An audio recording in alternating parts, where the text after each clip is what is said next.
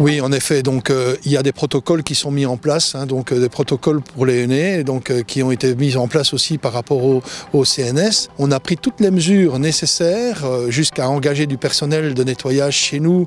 On a vraiment mis tout ce qu'il fallait, avoir des chapiteaux pour pouvoir accueillir en plus les enfants dans des conditions encore plus sécurisées.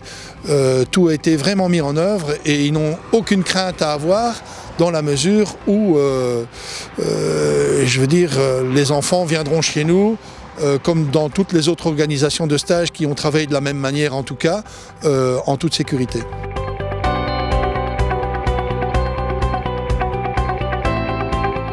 Quand on écoute, à vrai dire, les spécialistes dans le monde de l'enfance, que ce soit les psychologues, que ce soit les pédiatres et les médecins, ils disent tous que les enfants doivent se déconfiner et doivent retrouver une vie sociale très rapidement.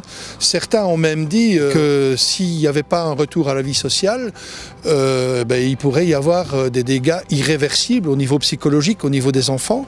Donc quelque part, je pense que des organisations comme la nôtre, en tout cas comme BDK, il n'y a pas 36 solutions, quoi. Donc on est là, on a un devoir pour accompagner ces enfants.